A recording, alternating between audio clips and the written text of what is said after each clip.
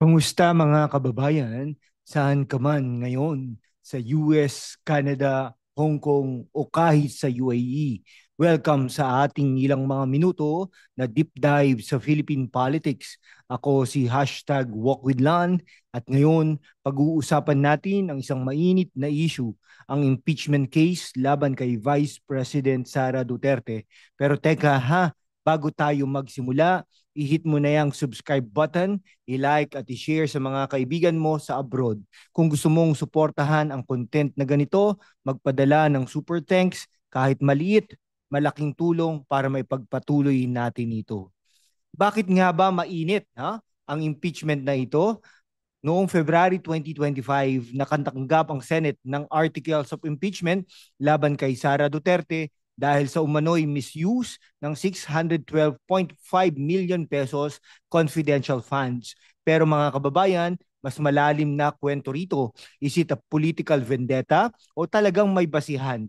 Ngayon, tatapakan natin ang lupaing ito with facts, humor at counting satire para iwasan ang boring na history lesson. Kaya tara na, let's unpack this like a balikbayan box from the US. Sa susunod na ilang mga minuto, bibigyan natin kayo ng balance na pagtingin sa dalawang panig na isyong ito kasama ang mga ibang takes at policy breakdowns na magpapabilib kahit sa mga OFW sa Dubai o Sydney. Pero bago yan, isang quick shout out sa ating mga kababayan sa United States, Canada, Australia, Italy, Hong Kong, UK, UAE, Saudi Arabia, Switzerland, Austria, Norway, Denmark, Ireland, New Zealand, Sweden, Netherlands, Cayman Islands, Germany, Belgium, Japan, Finland, Poland, France, at South Korea. Kayo ang inspirasyon natin. So ano nga bang impeachment case na ito? Noong February 2025, inakusahan si Sara Duterte ng House or HOR, House of Romualdez, na pinangungunahan ng mga kaalyado ni President Marcos ng maling paggamit ng confidential funds bilang Vice President at Education Secretary. Ang sabi, 612.5 million pesos daw ang hindi maayos na nagastos. Pero mga kaibigan, let's pause and think. Si Sara bilang anak ni dating Pangulong Rodrigo Roa Duterte ay kilala sa kanyang strong leadership sa Davao. Siyang unang babaeng mayor doon at naging VP sa edad na 44 years old, record-breaking.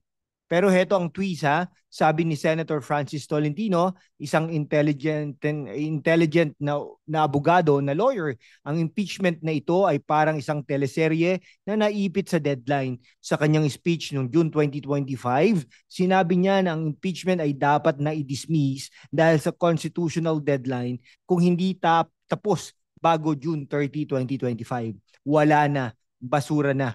Pero bakit nga ba parang nagmamadali ang ilang senador na tapusin ito?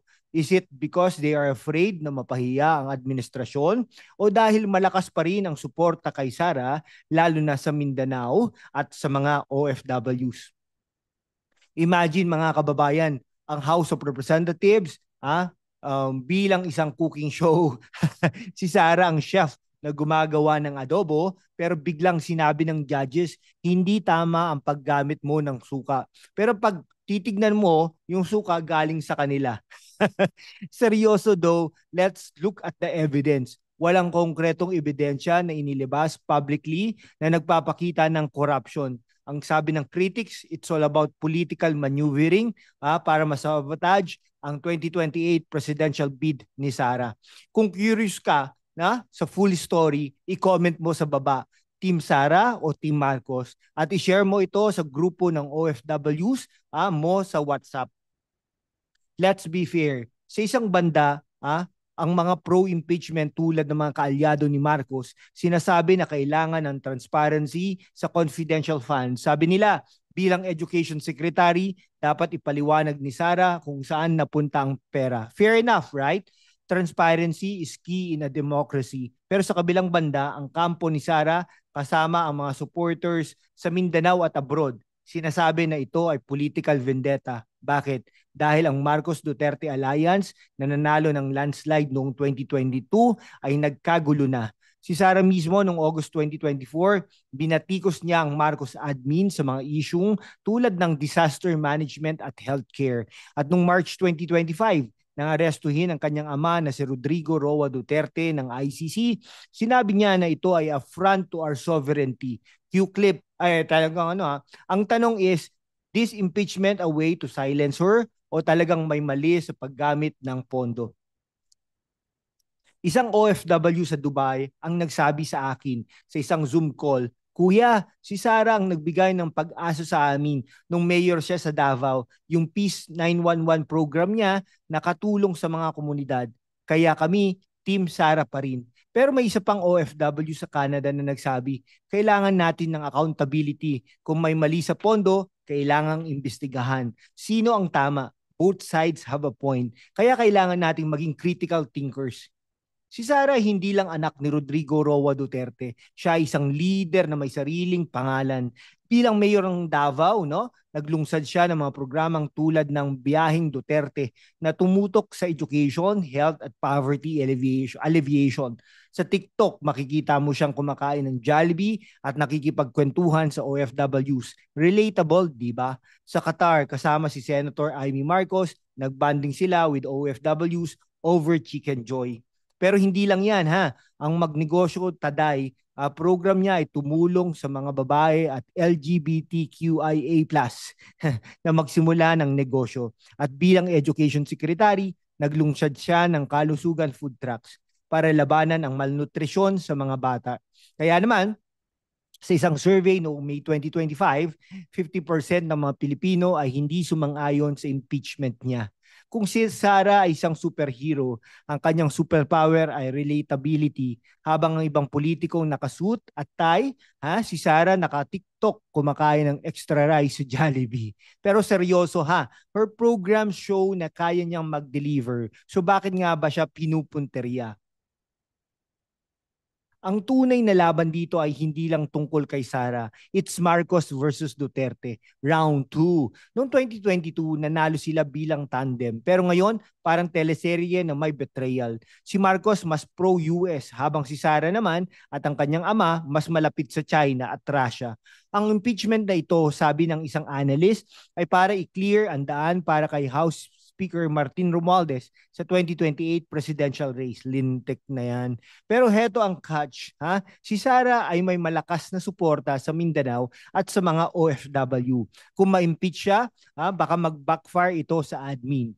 Isang OFW sa Japan ang nagsabi, kung aalisin si Sara, mas lalo kaming mag-rally para sa kanya. Ang midterm election sa May 2025 ay naging test ng lakas ng bawat kampo.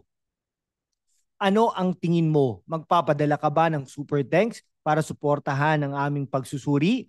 I-comment mo rin ang hashtag Team Sara o hashtag Team Marcos para malaman natin ang pulso ng OFWs.